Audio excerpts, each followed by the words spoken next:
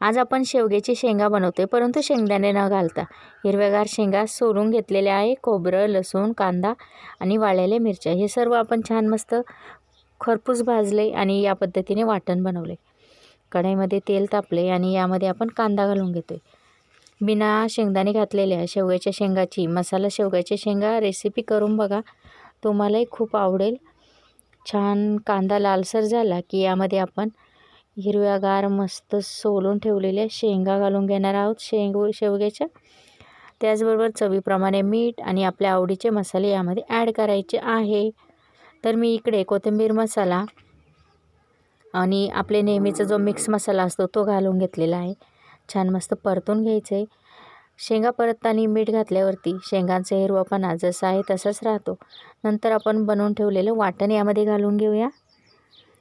मस्त छान असं वाटण आपलं तेल सुटेपर्यंत आपण